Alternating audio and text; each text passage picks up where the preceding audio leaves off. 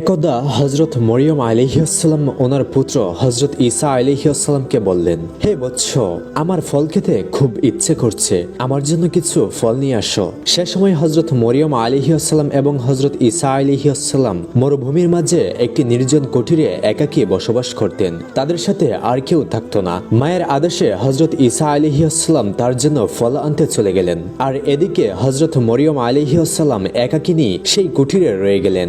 এমন সময় মালাকুল মউত আজরাইল ফেরেশতা তার সামনে এসে উপস্থিত হলো। হযরত মরিয়ম আলাইহিসসালাম আজরাইলের ভয়ঙ্কর মূর্তি দেখে অত্যন্ত ভীত সন্তুষ্ট হলেন এবং আতঙ্কিত ভাবে তাকে জিজ্ঞেস করলেন, আপনি কে, কি উদ্দেশ্য নিয়ে এখানে আগমন করেছেন? তখন ফেরেশতা আজরাইল আলাইহিসসালাম বললেন, আমি আজরাইল, আমি আল্লাহর নির্দেশে আপনার জান কবজ করার জন্য এখানে এসেছি। দুনিয়াতে আপনার সময় শেষ হয়ে গেছে, আপনি এখন পরপরের যাত্রী হবার জন্য প্রস্তুতি গ্রহণ করুন। আজরাইলের কথা শুনে বিবর্ষ বদনে হযরত মরিয়ম আলাইহিসসালাম বললেন, হে মালাকুল মউত, আপনি আমাকে কিছুক্ষণের জন্য সময় দিন। আমি আমার প্রাণের চাইতে প্রিয় পুত্রকে ফল আনার জন্য একটু বাহিরে পাঠিয়েছি, কিছুক্ষণের মধ্যে সে ফিরে আসবে। দুনিয়া থেকে চির বিদায় গ্রহণের পূর্বে তার সাথে একটিবার দেখা করতে চাই এবং বিদায়ের প্রকালে তাকে 2-4টি উপদেশবাণী শুনিয়ে যাবার ইচ্ছে রাখি। অতএব সে ফিরে আসুক, এরপরেই আপনি না হয় আমার জান কবজ করবেন। মালাকুল মউত আজরাইল বললেন, হে ঈসার জননী, আমার এই কাজে এক মুহূর্ত বিলম্ব করার সাধ্য নেই। আল্লাহ রাব্বুল আলামিন প্রত্যেকটি প্রাণীর মৃত্যুর জন্য একটি সুনির্ধারিত সময় নির্দিষ্ট করে দিয়েছেন। সেই সময়ের মাঝেই তাকে মৃত্যুবরণ করতে হবে। এর মাঝে একটু সময় এগিয়ে দেওয়া বা একটু সময় পিছিয়ে দেওয়া কোনোটাই আমার ক্ষমতার আওতাধীন নয়। আল্লাহ রাব্বুল আলামিনের এই ঘোষণা অনুসারে আমাকে এখনই আপনার জান কবজ করতে হবে। আজরাইলের এই কথা শুনে হযরত মরিয়ম আলাইহিসসালাম বলে উঠলেন, আমি মৃত্যুকে ভয় করি না এবং আমি আল্লাহর আদেশের অবাধ্য নই, কিন্তু দুঃখ এই যে শেষ মুহূর্তে পুত্রকে একটি কথাও বলে যেতে পারলাম না এবং তাকে একটিবারও দেখে যেতে পারলাম না। যাই হোক, আল্লাহ যা করেন সবকিছুই তো তার বান্দার মঙ্গলের জন্যই করেন। এরপর মরিয়ম আলাইহিসসালাম তার জান কবজ করার জন্য মালাকুল মাউত ফেরেশতাকে অনুমতি দিলেন। ফেরেশতা আজরাইল যথাসময়ে হযরত মরিয়ম আলাইহিসসালামের জান কবজ করে চলে গেলেন এবং মরিয়ম আলাইহিসসালামের প্রাণহীন দেহটি মাটিতে পড়ে রইল। কিছুক্ষণ পরে হযরত ঈসা আলাইহিসসালাম বন হতে ফলমূল নিয়ে কুটিরে ফিরে আসলেন এবং এসে তিনি দেখলেন তার জননী মাটিতে শায়িত আছে। তিনি ভাবলেন হয়তো তার জননী নিদ্রায় গিয়েছেন, এই জন্য তিনি তাকে আর বিরক্ত করলেন না। কিন্তু শেষ পর্যন্ত তার কোনো সারা শব্দ না পেয়ে হযরত ঈসা আলাইহিসসালাম হযরত মরিয়ম আলাইহিসসালামকে নাড়া দিলেন। অতঃপর ঈসা আলাইহিসসালাম দেখতে পেলেন তার পবিত্র আত্মা দেহ মোবারক ত্যাগ করে চলে গিয়েছে। হযরত ঈসা আলাইহিসসালাম তার মাতার এরূপ হঠাৎ মৃত্যুবরণে অত্যন্ত অধৈর্য হয়ে পড়লেন। তিনি মাতা হারানোর দুঃখে বেহাল অবস্থায় কাঁদতে লাগলেন, আর এই করুণ কান্না দেখে পশু পাখিও কেঁদে অকুল হয়ে গেল। এইভাবে কিছু সময় অতিবাহিত হওয়ার পরে হযরত ঈসা আলাইহিসসালাম তার মাতার দাফন কাফনের কাজে মনোনিবেশ করার প্রয়োজন বলে মনে করলেন, কিন্তু তিনি এমন এক জায়গায় থাকতেন যেখানে দূর দূরান্তে কোনো মানুষ থাকতো না। তাই তিনি তার মাতার দাফন কাফনের কার্যে সহায়তার জন্য সহযোগীর অনুসন্ধানে বেরিয়ে পড়লেন। কিছু দূর চলার পর কয়েকজন লোকের সঙ্গে তার সাক্ষাৎ হলো। তারা তার নিকটই আসছিল।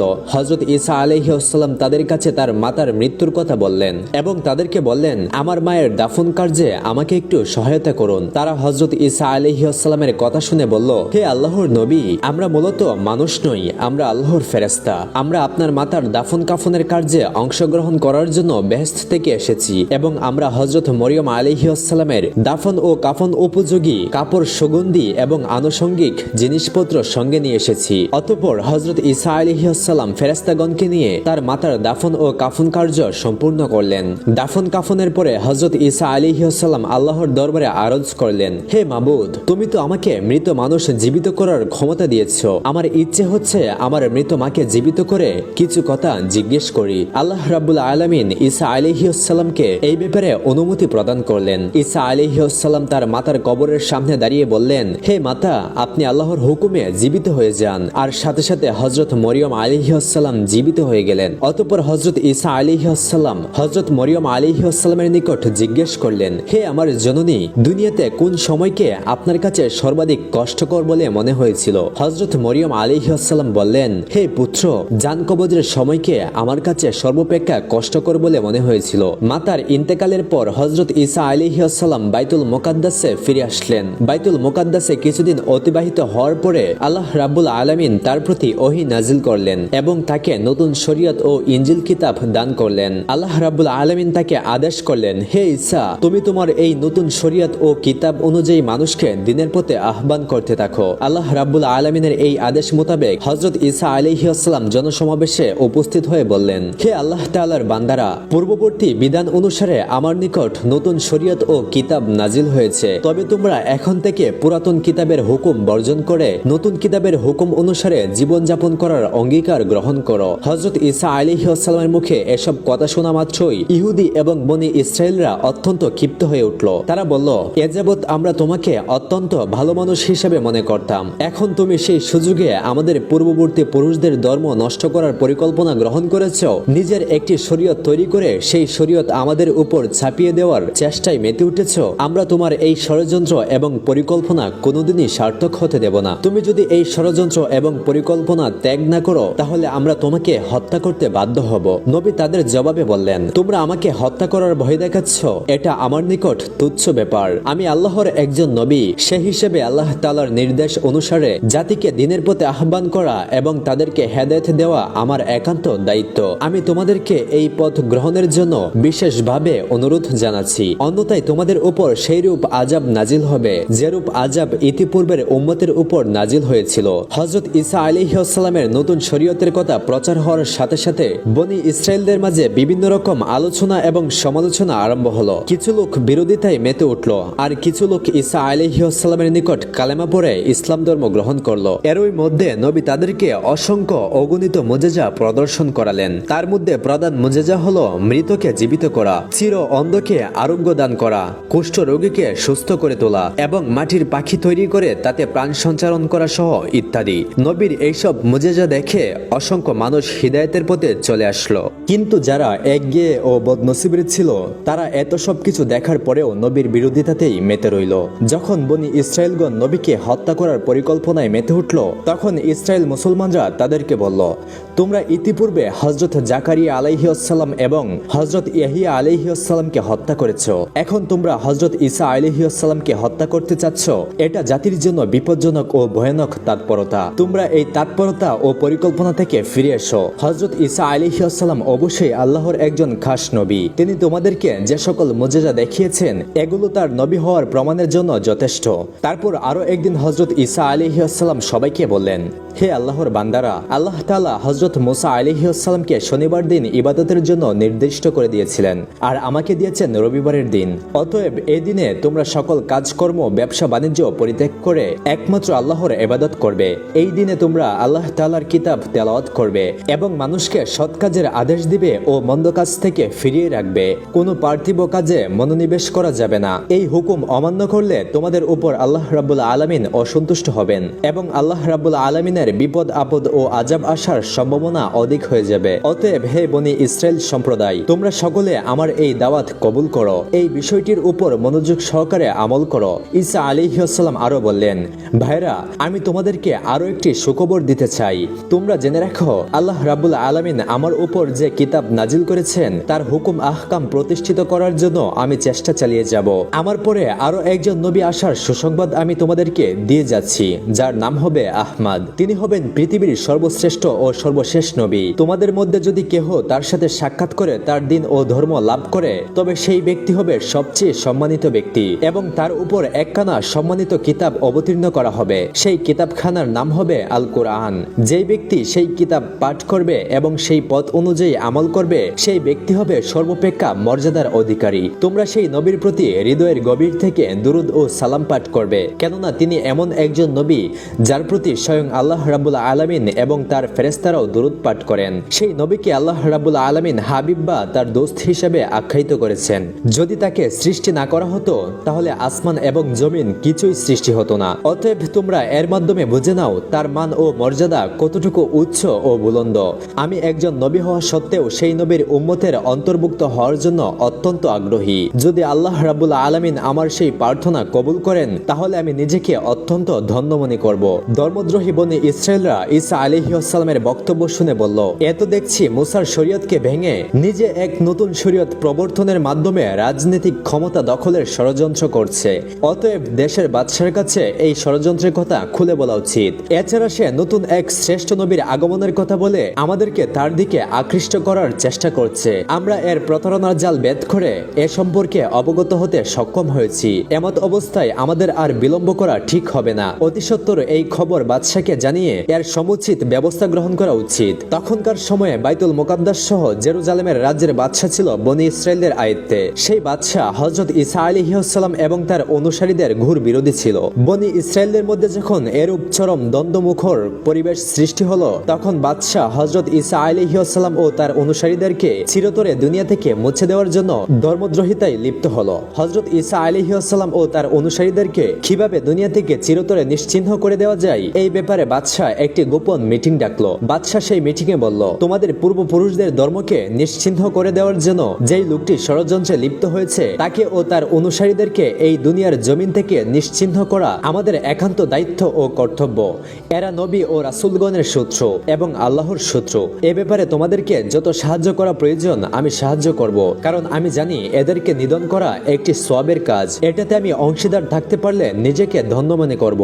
বাদশাহের উৎসাহ দানের পর সকলেই সমবেত ভাবে সিদ্ধান্ত নিল যে ঈসা আলাইহিসসালাম এবং তার অনুসারীদের এই দুনিয়ার জমিন থেকে নিশ্চিহ্ন করে দেওয়া হবে। তারা হযরত ঈসা আলাইহিসসালামকে হত্যা করার পরিকল্পনা গ্রহণ করলো। পরের দিন থেকে তারা নবীর পেছনে লেগে গেল, সর্বক্ষণ তাকে অনুসরণ করতে থাকলো। ধর্মদ্রোহীরা পর্যায়ক্রমে নিয়মিত ডিউটি দিতে লাগলো। অনেকদিন যাবৎ তারা নবীকে একাকী পাওয়ার চেষ্টা করতে লাগলো। ঈসা আলাইহিসসালামের অনুসারীরা যখন দেখলো বনি ইসরায়েলরা ঈসা আলাইহিসসালামকে হত্যা করার জন্য উঠে পড়ে লেগেছে, তখন তারা নবীর পাহারায় নিযুক্ত হলো। ফলে বনি ইসরায়েলরা ঈসা আলাইহিসসালামকে একাকী পাওয়ার সুযোগ পেল না। অবশেষে তারা সিদ্ধান্ত নিল নবীর প্রহরীদেরকে সহ তাকে হত্যা করা হবে। যেহেতু নবীর প্রহরীরা সর্বদা নিরস্ত্র থাকে, অতএব তাদেরকে হত্যা করা তেমন কঠিন কাজ হবে না। একদিন হযরত ঈসা আলাইহিসসালাম তার সঙ্গীদেরকে নিয়ে আইনে সালুক নামে এক গৃহে পৌঁছালেন। এই খবর জানতে পেরে বনি ইসরায়েলরা দলবদ্ধভাবে সেই গৃহ ঘেরাও করলো, নবীকে হত্যা করার জন্য পরিকল্পনা করলো। এই সময় আল্লাহ রাব্বুল আলামিন একটি ফয়সালা করলেন যে তিনি তার নবীকে আসমানে উঠিয়ে নেবেন। এই মর্মে মহান আল্লাহ রাব্বুল আলামিন হযরত জিবরাইল আলাইহিসসালামকে আদেশ দিলেন, হে জিবরাইল, তুমি যাও এবং আমার নবীকে সসম্মানে আসমানে তুলে নিয়ে আসো। আল্লাহ রাব্বুল আলামিনের আদেশে হযরত জিবরাইল আলাইহিসসালাম তাৎক্ষণিক সেই ঘরের ছাদ ভেদ করে হযরত ঈসা আলাইহিসসালামের নিকট চলে আসলেন। এসে বললেন, হে নবী, আপনার ব্যাপারে আল্লাহ রাব্বুল আলামিনের সিদ্ধান্ত হলো আপনি এক্ষুনি আমার সঙ্গে আসমানে চলে যাবেন। হযরত ঈসা আলাইহিসসালাম আল্লাহ রাব্বুল আলামিনের আদেশ মতো জিবরাইল আলাইহিসসালামের সাথে আসমানে যাওয়ার প্রস্তুতি নিতে লাগলেন। বিদায়নে নেহা কিতাবে বর্ণিত আছে যে হযরত জিবরাইল আলাইহিসসালাম তখন হযরত ঈসা আলাইহিসসালামকে একটি সাদা মেঘখণ্ডের উপর উঠিয়ে আসমানে নিয়ে চলে গেল এবং নবীকে সোজা চতুর্থ আসমানে তুলে বিশ্রামের জন্য জায়গা করে দিলেন। এদিকে বনি ইসরায়েলরা দীর্ঘ সময় ঘেরাও করে রাখার পরে যখন দেখলো হযরত ঈসা আলাইহিসসালাম ও তার অনুসারীরা ঘর থেকে বের হচ্ছে না, তখন তাদের সর্দার সুইউই এক খোলা তরবারি হাতে নিয়ে ঘরের ভেতর ঢুকলো। ঘরের সকল কক্ষে এসে হযরত ঈসা আলাইহিসসালামকে তন্ন তন্ন করে খুঁজলো, কিন্তু কোথাও তার কোনো হদিস পাওয়া গেল না। এমন সময় হযরত জিবরাইল আলাইহিসসালাম তার মুখমণ্ডলে একটি ফুঁক দিয়ে দিলেন। তৎক্ষণাৎ সুইউইয়ের চেহারা হযরত ঈসা আলাইহিসসালামের চেহারায় পরিবর্তন হয়ে গেল। যখন সে ঘরের বাইরে আসলো, তখন বনি ইসরায়েলরা তাকে ঈসা আলাইহিসসালাম ভেবে পাকড়াও করে নিল এবং তাকে প্রচন্ড মারধর করলো। কিন্তু কি থেকে কি হয়ে গেল সর্দার কিছুই তা বুঝতে পারলো না। ইহুদিদের সর্দার সুইউই তখন চিৎকার করে বলতে লাগলো, ভাইয়েরা, তোমরা কি করছো? তোমরা আমাকে মারছো কেন? আমি তো তোমাদের সর্দার সুইউই। আমি ঈসাকে সব জায়গায় খুঁজে হয়রান হয়ে গেছি, কিন্তু কোথাও তাকে পাইনি। তোমরা কি তাকে না পেয়ে এখন আমাকে হত্যা করবে? ইহুদিরা তার কথা শুনে হাসতে লাগলো এবং বলতে লাগলো, বেটা ধোঁকাবাজ, চুপ থাক। তুই যদি আমাদের সর্দার হয়ে থাকিস তাহলে ঈসা গেল কোথায়? নিজের জীবন বাঁচানোর জন্য এখন তুই কতই না তালবাহানা করবি। তোর কোনো কথা এবং প্রতারণাই আমরা ভুলবো না। আজ আমরা তোকে হত্যা করেই ছাড়বো। ওই সর্দার নিজেও জানতো না যে তার চেহারা পরিবর্তন হয়ে হযরত ঈসা আলাইহিসসালামের চেহারায় রূপ নিয়েছে। তাই সে চিৎকার করে আবারও বলতে লাগলো, ভাইয়েরা, তোমরা ভুল করে আমাকে আক্রমণ করছো। তোমাদেরকে নিয়ে যাকে আমি হত্যা করতে এখানে এসেছি তাকে ঘরের মধ্যে কোথাও পেলাম না। মনে হয় সে একজন জাদুকর, তাই সে সকলের চোখে ধুলা দিয়ে পালিয়েছে। কিন্তু কে শুনে কার কথা? ইহুদিরা তাদের সর্দারের উপর কিছুক্ষণ অকথ্য নির্যাতন চালালো। এরপর তাকে শুলে ছড়ানোর সমস্ত ব্যবস্থা করে ফেললো। সর্দার যখন বুঝতে পারলো যে জনগণ তাকে শুলে ছড়ানোর জন্য জন্য সম্পূর্ণভাবে প্রস্তুত হয়ে গেছে তখন সে চিৎকার দিয়ে বলতে লাগলো, হে বনি ইসরায়েল ভাইরা,